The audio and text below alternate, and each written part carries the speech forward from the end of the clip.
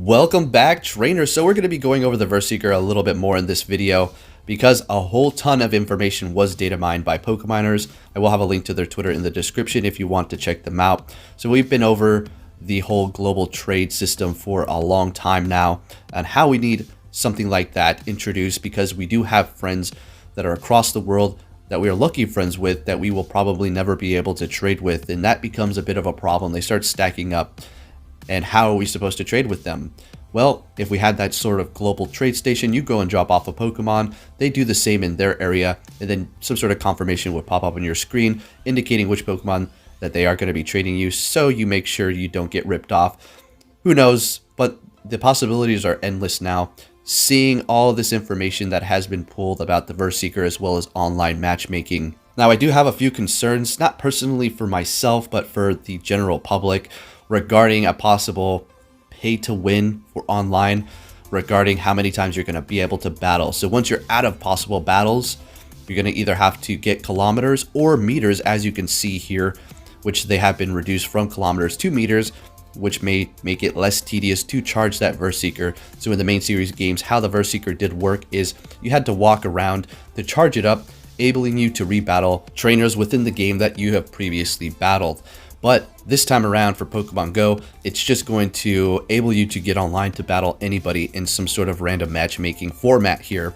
So there's going to be all kinds of information. Let's go ahead and take a look at what they found here. So regarding these custom battles for the Verseeker online for Pokemon Go, we may see a whole lot of options, including only using quick moves, as well as possibly even bringing lower CP Pokemon up to 1500, 2500, or even maxed out, depending upon what their CP can max out at. Much like the main series games, in which if you didn't have a level 50 Pokemon, it will be brought up to level 50, or if it was past level 50, they would bring it down to 50, just so the battle was evened out here. So this next bit of information is pretty exciting. It looks like it's going to start keeping track of all of our stats, including going up against our team leaders, as well as the QR scans.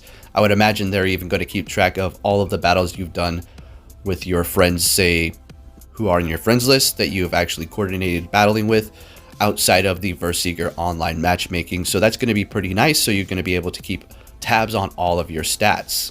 So it definitely looks like Niantic is going all out for this whole online matchmaking system. And I'm actually pretty ecstatic about the whole thing, seeing that they're taking it serious. But as we continue on here, you may have already seen the premium pass as well as a free pass. So there is going to be money involved. And if there is actual money involved, then I would imagine that the PvP system does need to be pretty polished, as well as many features to keep you engaged if you're actually going to be paying. So it also looks like you're going to be able to activate your Verseeker to potentially accept some sort of ranked battles, random matchmaking battles, hopefully from random people. That would be most preferred. I'm sure there's going to be plenty of options for this, but we'll just have to wait and see. Not too much speculation on that. And then it will, of course, show your rank. All right. And if we look down at the bottom there, as you can see, Pass and Battle Pass Premium, indicating that this might just be something like the raid passes, in which you're going to get one free a day. And then after that, you're either going to have to charge up your Verseeker and or pay to do more battles online. Sounds pretty crazy to actually be paying to do battles. But then again, I mean, we do pay for premium services on main system consoles for battling online, or at least playing with other people. So if you do not want to go out and charge your Verseeker, you can actually purchase more passes. Now, I know a lot of you are going to actually despise this idea. This is bringing the pay to win, but now they're bringing it into our beloved PvP. But it is the way it is. And, you know, money makes the world go round. If they actually get money from this whole PvP system, that is going to be room to improve more features, although they do not need more money to do so, I believe.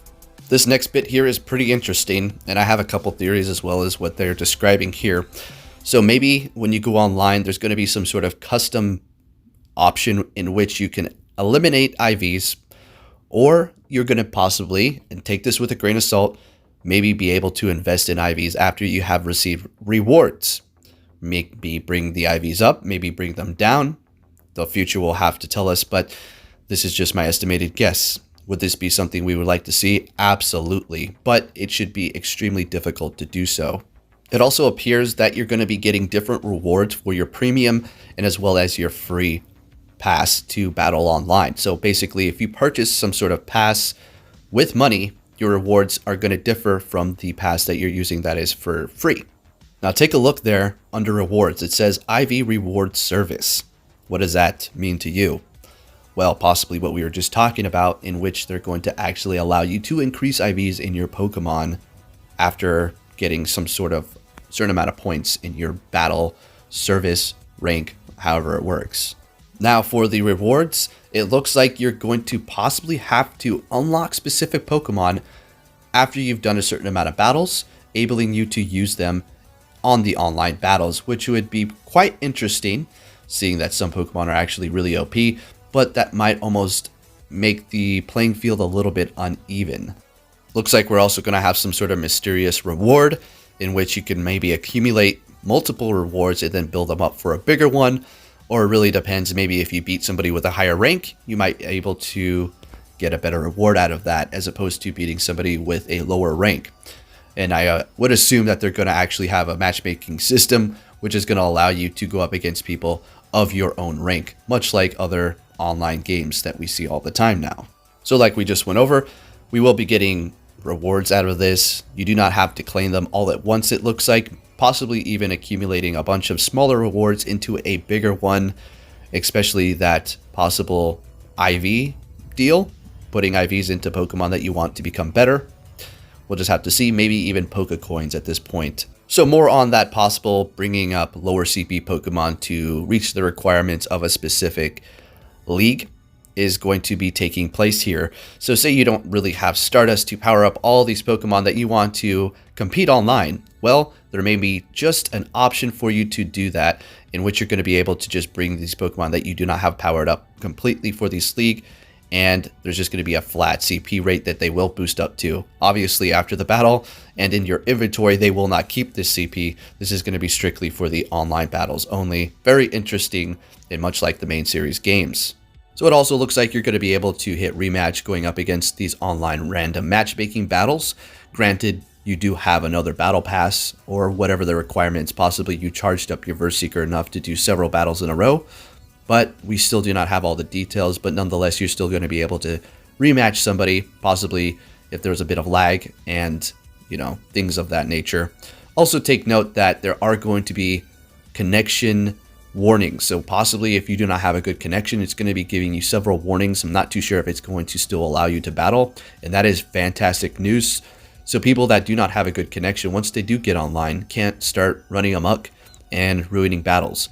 Not to say it's their fault, but we need the service to be run clean and smooth for everybody on an even playing field without lag, especially if they're going to be ranked battles. So much like the Silph Arena seasons, we are also going to have that in the online PvP for Pokemon Go. I'm not too sure how long the seasons are going to last specifically, but we do have different times in which, say you didn't do too well, next season you can try again and possibly make that rank a little bit better. This is all very exciting stuff, and it looks like they're really putting in a lot of work to make this happen, and I really do appreciate that. So if you've done any PvP battles lately, you may have noticed a few changes. One in which where you do your charge move and you get ready to swap, you cannot do that right now.